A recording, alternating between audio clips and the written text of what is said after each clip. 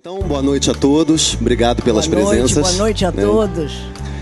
Nélida, no Livro das Horas você fala que frequenta o Teatro Municipal desde bem jovem, com vários amigos, e você tem muito interesse há muito tempo por ópera e por balé, entre outros espetáculos. E, no entanto, você virou a grande escritora que o Brasil conhece, né? Em que momento você viu na sua vida que a literatura era o seu destino? Eu tenho a impressão que a literatura foi meu destino sem eu me dar conta. Porque tudo que eu fazia era em torno da palavra, da imaginação, das histórias modestas que eu ia fazendo em torno delas uma urdidura. Era, por exemplo, eu adorava ler. Eu pedia a minha tia Celina que me sabatinasse. Eu me lembro que uma vez eu disse assim: tia, pergunta para mim sobre Cleópatra, porque eu era metida a saber tudo. Então você era uma criança que não tinha medo de sabatina? Não, dela não. Talvez outra oficial eu tivesse. E eu me lembro que eu contei em detalhes, teria inventado o famoso banquete que a Cleópatra oferece ao Marco Antônio, que vai vir a ser o amante dela. Entendeu? Então você vê que tudo vai tecendo. Mas eu também, por ter frequentado o Teatro Municipal e os teatros dramáticos da Cinelândia, o palco me deu uma visão de mundo extraordinária. Eu cheguei a pensar que aquilo que não pudesse ser encenado, faltava uma dimensão humana. Eu achava que a história humana devia se encaminhar para o palco e que os seres humanos podiam encarnar personagens, representá-los e ir para o palco. Então eu fui sempre amante. Agora, a literatura me veio de uma forma forte, contundente, porque eu percebi que os livros que eu lia, eles tinham um encanto adicional, porque eu percebia que para contar a história, eu imaginava que o autor devesse ter vivido aquilo que ele contava. Eu não sabia que o texto pode ser filho da invenção. E quando você teve essa percepção, Nélida? No início eu achava, como eu achava o meu cotidiano agradável, mas modesto, eu ambicionava outro cotidiano. Eu dizia, qual? Pequena, eu dizia assim, eu adorarei jamais dormir uma segunda noite debaixo do mesmo teto. Olha que loucura. Então eu só queria o seguinte: sair de casa, frequentar a casa alheia, ouvir os segredos, saber o que as pessoas comiam. Um pouco, uma imagem que depois eu adquiri do deus Hermes. O Hermes tinha um capacete tão extraordinário que quando ele botava o capacete, ele ganhava a virtude, a propriedade de ser invisível. Eu queria ser invisível para frequentar a casa alheia. Então, e o Hermes era o mensageiro entre os deuses do Olimpo e os mortais. Ele tinha esse tipo de mensageiro, né? Mas, sobretudo, ganhar essa invisibilidade. De modo que eu fui vendo, pouco a pouco, que eu me equivocara. O livro, o que você escreve, não é do que você viveu. É, em certa instância, mas não ipsi littere, não é. O que você viveu se incorpora à vida alheia, a tudo que você foi assimilando ao longo da vida, ao que você leu, aos seus saberes acumulados. Porque, de verdade, nenhum é só você. Ninguém é só você.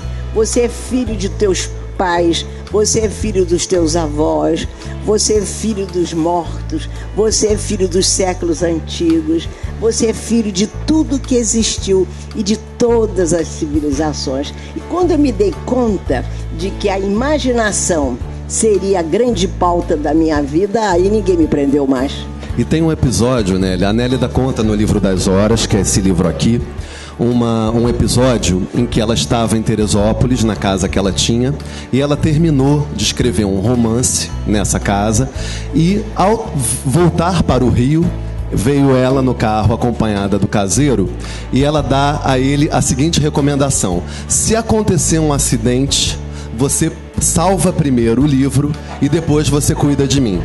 E aí a pergunta que eu faço, Nélida, é o seguinte: sempre na tua vida a literatura foi mais importante do que a própria vida? Evidentemente, eu tinha convicção ao ter dito isso. Mas numa emergência, numa iminência da morte, eu queria me salvar. Mas eu ia ficar desesperada de perder meu texto. Não é? Porque, e além do mais, esse texto, naquele tempo era muito difícil você tirar cópias. Não estava no computador. Era a época da máquina de escrever, né? É bom ficar claro para as pessoas isso, não tinha computador. Convém. Então, era a única cópia, havia que salvar. Então, ele já conhecia meu jeito, era um homem muito interessante. Eu era a única pessoa que tinha um caseiro, homem sozinho. Ele, então, me acompanhava muito. E ele começou a estudar a partir do meu convívio. Ele descobriu que eu não sei se ele foi feliz por conta disso, mas o fato que a partir desse convívio ele começou a entender que tinha que dilatar os seus olhos.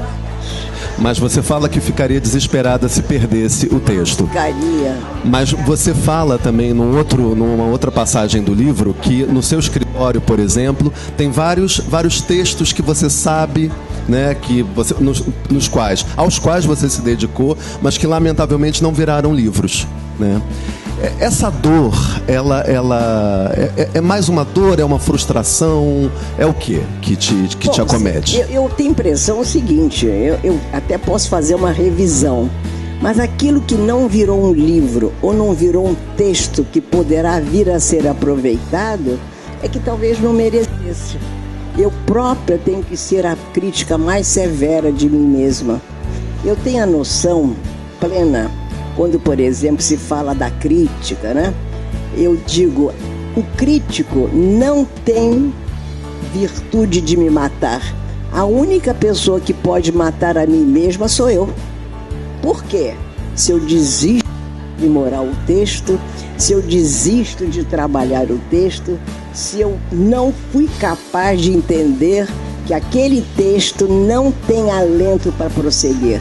Eu acho que o escritor, ele vai tentar fazer o possível para entender que aquilo que ele está escrevendo merece viver. É isso, é uma combinação, o texto e a sua capacidade de examinar a vida. O que é a vida? A vida é uma complexidade extraordinária. Também é complexo o texto, a história que você vai contar. A história, se você sentir que a história é excessivamente banal, não me interessa.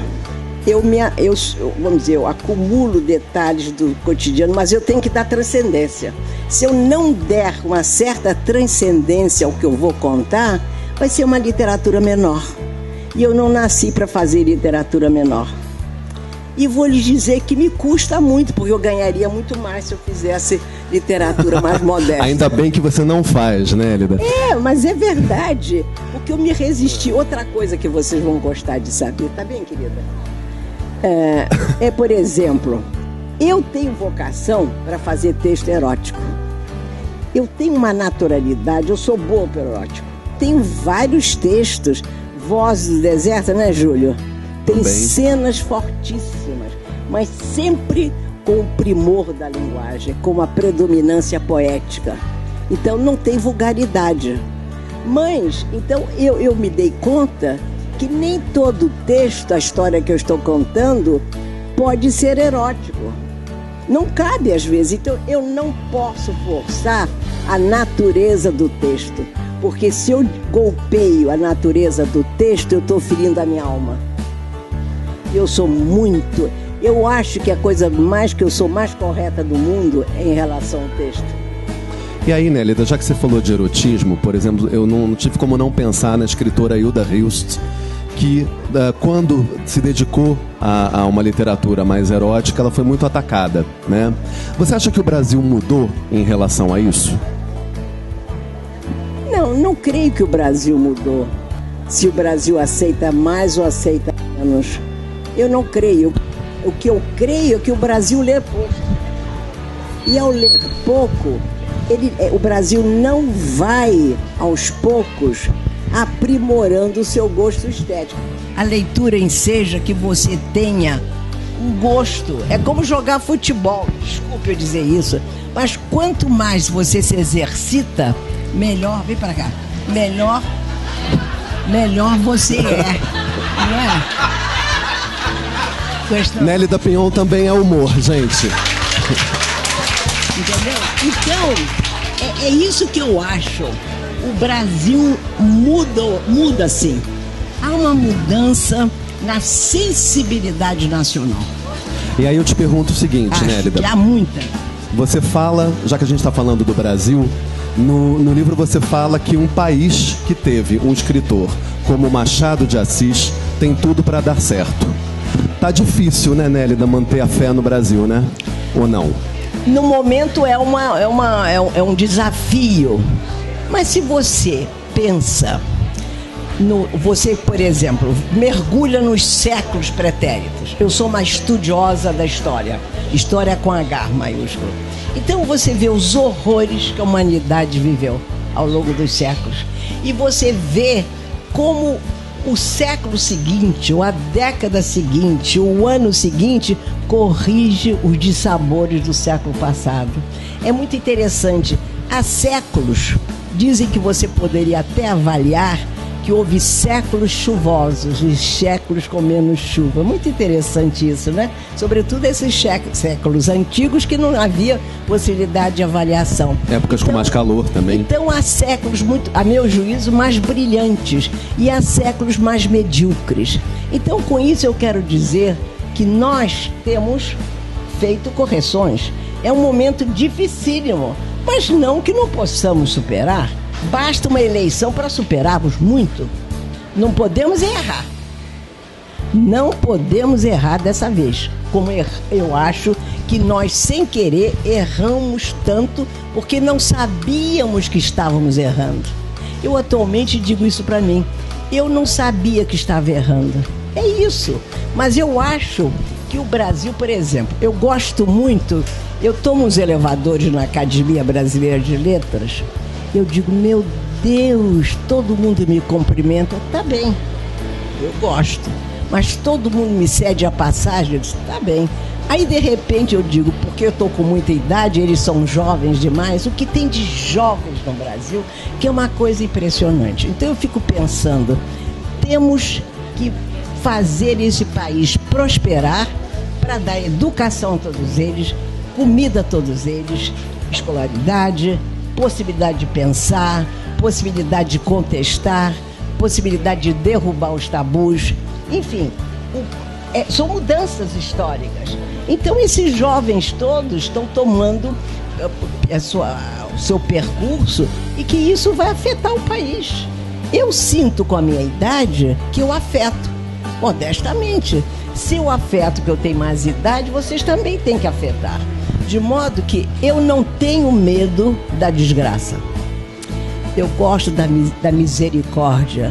Que tenhamos como que uma espécie de misericórdia conosco mesmo, no sentido de realizarmos as grandes mudanças que o país requer. Então, voltamos à frase que eu digo sempre, essa frase. Se Machado de Assis existiu, o Brasil é possível. Se vocês pensem bem no Machado. Machado, ele nasceu num tempo de um país pobre, com o maior índice de alforriados, um grande índice de negros abandonados e maltratados. Ele próprio, queridos, era um autodidata, negro, autodidata, não é? Foi, Deus sabe como, encostando nas esquinas da vida para aprender tudo. De repente foi ser tipógrafo. E esse homem terminou a vida com 68 anos sabendo tudo. Ele conhecia o mundo e ele nunca saiu do Brasil. Esse homem era gago, tartamudo. Esse homem, meu Deus, doente, epilético. O que você pode imaginar? Que país terá existido para que ele encontrasse campo para ser quem ele é? É uma indagação que há que fazer. Então havia um germe de um Brasil ali, naquele Rio de Janeiro, no Rio de Janeiro. Havia algo que permitiu que ele fosse quem ele era. Não era só um gênio, que ele era um gênio extraordinário, mas ele tinha um senhor Joaquim Nabuco ao lado dele, ele tinha grandes nomes, ele conheceu José de Alencar, que foi fundamental, ele leu certamente o Gregório de Matos, ele leu o padre Antônio Vieira. Então, tudo isso, queridos, que a gente pensa que não afeta a vida nossa, a nossa vida é afetada pela poeira. Uma poeira que nem tem brilho, uma poeira afeta a nossa vida. E por isso, reclamem da vida quando ela não te afeta. E acho, Nélida, desculpa te interromper, por favor. Eu acho que o Machado tinha uma coisa que é fundamental para um escritor, que é a curiosidade. Né? É a curiosidade que é a primeira coisa que move um autor. O que você diz sobre isso? Importante a curiosidade, mas eu acho que a curiosidade ela vem da capacidade de explorar a imaginação. Maravilha. A imaginação é uma maravilha, queridos. E não deixem que a imaginação feneça, porque ela empobrece se vocês não injetarem óleo, azeite, vinagre, o que seja, mostarda dentro da imaginação. Tem uma frase, uma declaração, uma passagem aqui no livro que me deixou muito comovido, que é o seguinte: você diz que a arte é o sal e o açúcar dos seus dias, né? Você, como uma grande escritora que você vai ser homenageada daqui a pouco com uma exposição. Como você, como artista, vê essa crescente censura que, de uns tempos para cá, tem proibido exposições, proibido peças de teatro, país afora? Como você vê isso? Bom, são advertências, então as pessoas estão assustadas. Mas eu não estou com medo. Porque a essa altura da vida, uma população de 200 milhões de pessoas que nós somos, não vai dar para controlar. E, além do mais, foram manifestações isoladas perigosas. Então, há que revidar. Mas eu não creio na força do obscurantismo. A não ser que haja um desmoronamento da sociedade civil, um desmoronamento do que diz respeito à lei, à cidadania, enfim, à justiça. É bom sempre. Agora, o debate não está ruim. Não é ruim o debate, porque pode levamos em conta o que há por trás desse ataque, desses ataques, e porque haverá ou não uma defesa justa ou não, ou uma defesa talvez exagerada.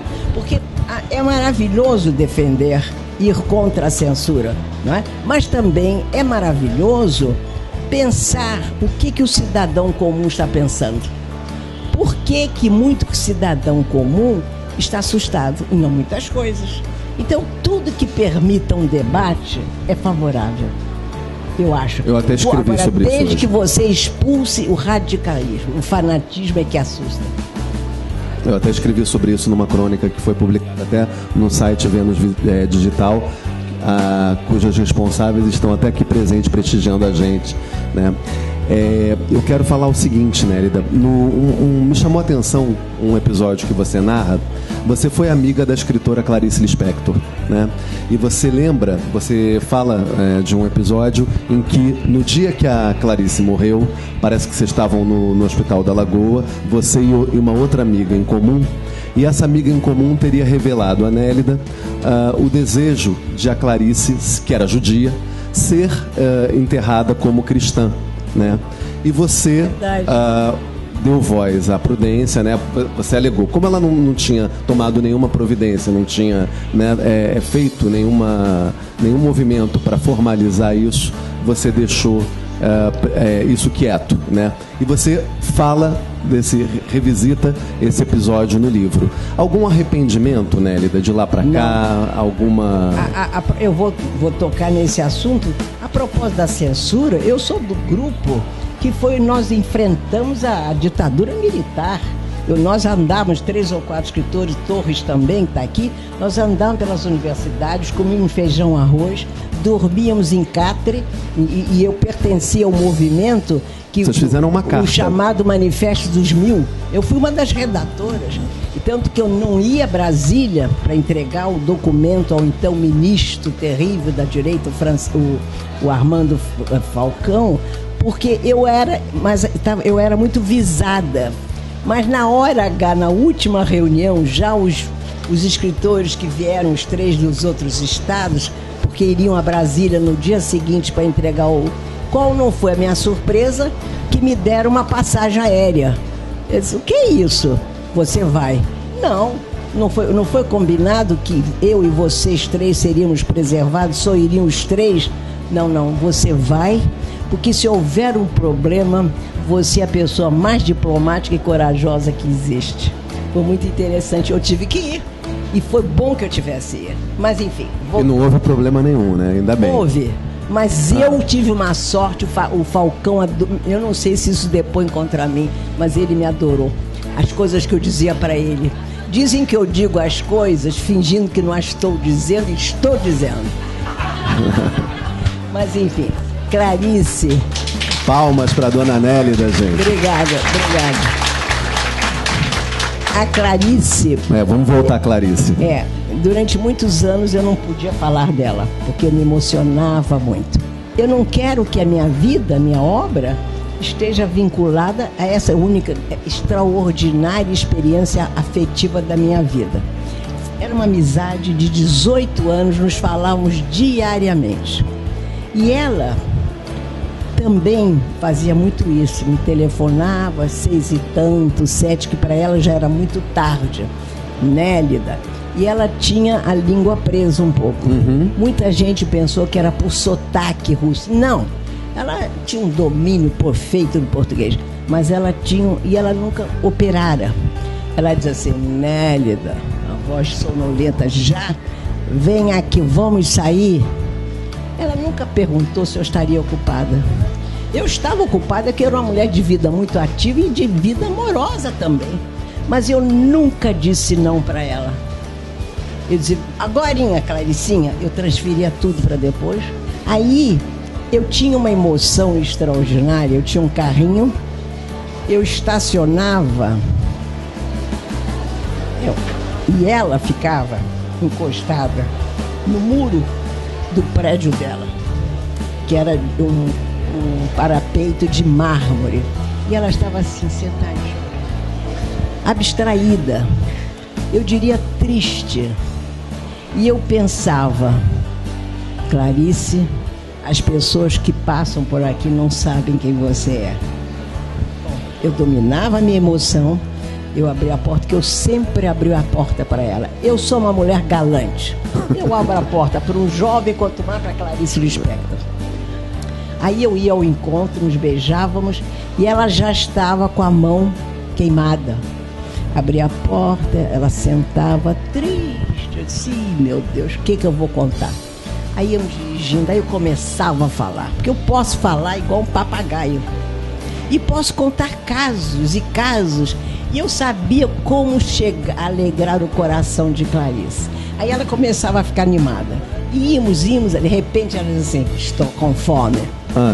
Era assim. Então tá, Clarice. Aí íamos para os nossos restaurantes, porque não era... Naquele então nós não tínhamos os dinheiros que as pessoas têm hoje, os jovens, não tínhamos nada disso. Aí íamos, ela ficava feliz comendo, ela ficava alegre. A sensação que eu tenho é que enquanto ela comia, é como se ela estabelecesse um pacto de esperança com a vida. Como se, comendo, alguém vai me amar. Vai chegar alguém aqui. Tanto que uma vez ela disse assim, consiga alguém para mim. Enfim, coisas assim. Aí comia. De repente, já na sobremesa, ela devia olhar em torno e não acontecera nada. E voltávamos para casa. Mas, tudo isso para lhes falar da amizade maravilhosa. Quando ela teve esse maldito câncer, ela ficou mais ou menos uns 40 dias. Primeiro foi no Hospital São Sebastião. Aí eu consegui tirá-la de lá, porque ia gastar muito dinheiro, não tinha plano de saúde. E eu consegui, naquela época, eu não tinha, modesta à parte, o nome que eu tenho hoje para lutar. Mas eu liguei para o ministro Nascimento Silva, que eu nunca me esqueço e homenageio sempre ele. Eu digo, ministro, eu sou a escritora Nélida Pinhon, está acontecendo isso com Clarice, eu não preciso lhe dizer quem é Clarice para a língua portuguesa, eu quero que o senhor me dê, falei assim mesmo, uma suíte no hotel no Hospital da Lagoa. Ele disse assim, pois a senhora terá, minha mulher vai acompanhar o caso o tempo todo. E aí fomos, ficou algum tempo lá e de verdade ela faleceu. Quem estava nesta o tempo todo era a famosa Olga Borelli, os livros, e eu, e o filho, a nora e as duas irmãs, Elisa e Tânia. E ela então, quando ela faleceu, eles se afastaram e ela me disse isso, Nélida, ela tem que ser enterrada como católica cristã. Como? E falou tudo isso. Eu disse, não. Eu conheço muito Clarice, fomos grandes amigas, é uma família muito digna. Nós não podemos converter esse fato, levar para uma família judaica, religiosa, digna, séria. Senhores, não pode ser enterrada no cemitério judeu, porque ela quer ser para um... Então, eu não aceitei. Eu disse, você não vai conseguir me convencer e você vai se calar, porque ela vai ter o enterro que pertence à família. Ela agora pertence à família. Isso ocorreu. E foi muito bonito. E depois eu disse, Olga, nós duas vamos organizar uma missa na igreja ali do Leme, da Gustavo... Como é? Gustavo Sampaio. A Gustavo Sampaio. Foi onde ela morava. A família inteira foi à missa.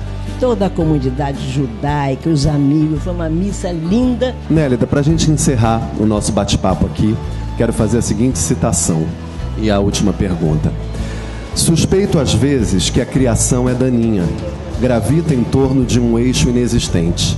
Tem falsetes e notas desafinadas.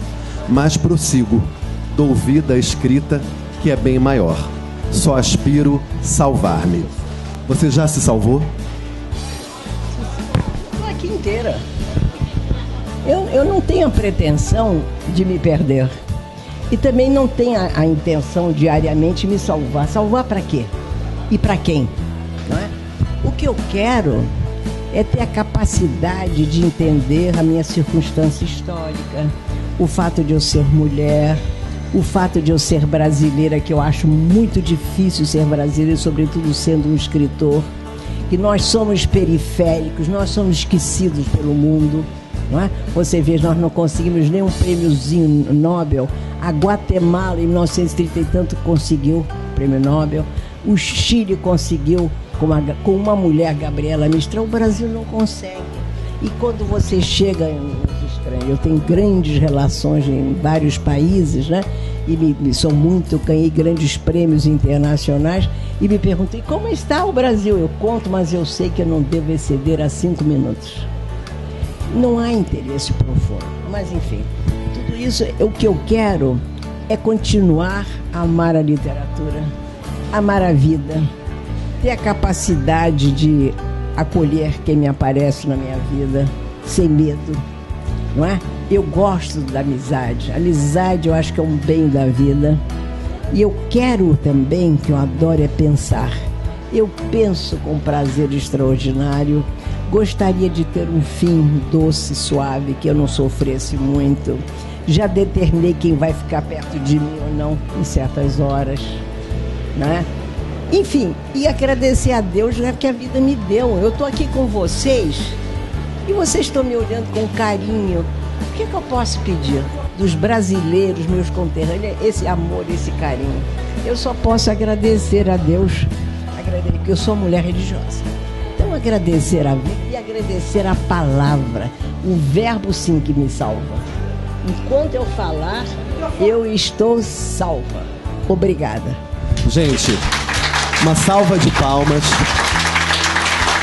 Eu posso dizer de cadeira, que foi um prazer inenarrável conversar contigo. Eu agradeço Nélida. você também, o poeta, o escritor, o jornalista. Muito obrigada. Até que ponto são idênticas ou até que ponto são diferentes a Nélida, escritora famosa, a Nélida, mulher, no momento em que a posição da mulher na sociedade está sendo tão importante, e a Nélida, ser humano, na sua intimidade, no seu sossego, no seu momento íntimo de sua solidão.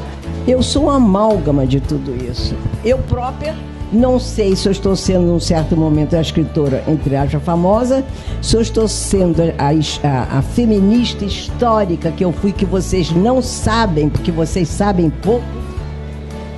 As feministas atuais, que eu estou feliz que elas estejam aparecendo, elas não conhecem os grandes nomes do feminismo histórico da década de 60, por exemplo, ou da década de 1920.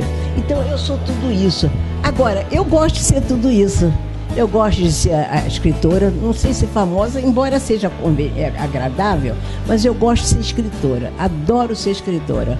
Gosto de ser a feminista histórica, sem para isso fazer um escândalo ou adotar posturas radicais, mas eu sempre sou uma feminista que defende a mulher e que tem uma visão histórica da mulher a partir do século, posso ir do século IV, mas fiquemos no século XII.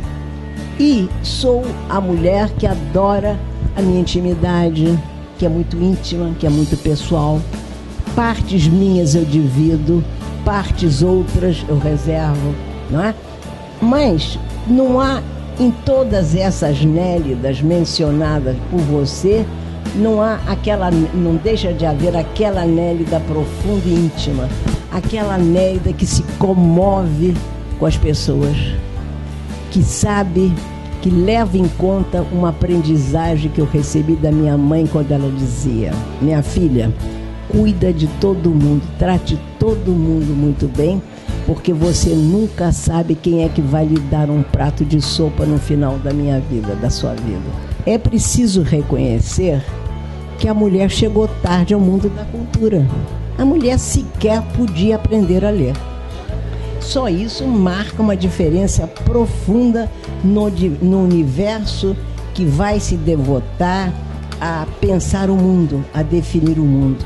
Então o homem chegou há séculos, há milênios, à arte. E a mulher não era parte ela era parte desse universo como personagem, como alguém que talvez merecesse uma reflexão desse homem que era o mentor da inteligência, o mentor da cultura. Então, tudo isso tem que levar em conta para avaliar a produção, o que resultou desse profundo silêncio, mutismo da mulher. A mulher foi afásica ao longo de milênios. Isso é fundamental. Muito bem. Vamos então imaginar que foram se abrindo as janelas, as portas, e há muitas mulheres ao longo dos séculos conseguiram criar. Uma mulher, por exemplo, que é uma poeta extraordinária, a Sor Juana, do México, tão brilhante, tão genial, que ela era um convento. Ela foi proibida de ler, ela foi proibida de escrever, tão genial que ela era. Para lhe dar uma ideia do terror que a inteligência da mulher, desabrochada, visível, semeava, entendeu? Mas vamos então avançar uma. Então, com isso, a mulher, ela foi muito mais destinada à grande maternidade, que é um papel importantíssimo, mas é um papel também que permitiu que a mulher frequentasse menos as áreas da cultura. Eu acho que claro que há inteligências mais arrebatadas, isso eu acho que há. Há inteligências que são milagrosas, mas vamos discutir, ambos tiveram as mesmas oportunidades. É capaz de uma mulher ser superior a um homem naquele assunto e vice-versa. De modo que eu acho que a mulher tem igualdade de condições, desde que ela tenha oportunidades, não é? Que ela possa chegar ao palco das excelências e executar o trabalho que ela pode fazer. Um grande empreendimento tem uma página assim anunciando os conferencistas. Vocês podem ver 8 homens e 2 mulheres. Isso é uma percentagem que desanima, porque não é possível que naquela grande empresa não pudessem pôr mais 2 mulheres. É isso. Ainda há um grande preconceito contra a mulher. A Academia Brasileira de Letras, que é a minha casa, só temos 5 mulheres, um pouco mais de 10%. Isso já diz tudo. Os critérios são outros para as mulheres. Bom, eu quero agradecer a Nélida e ao Cristóvão e a todos vocês que vieram nos prestigiar a biblioteca essa noite. Um grande prazer estar com Nélida e com o Cristóvão aqui. Nós vamos, antes do autógrafo, nós vamos levar a Nélida lá na galeria para inaugurar a exposição que nós preparamos com muito carinho.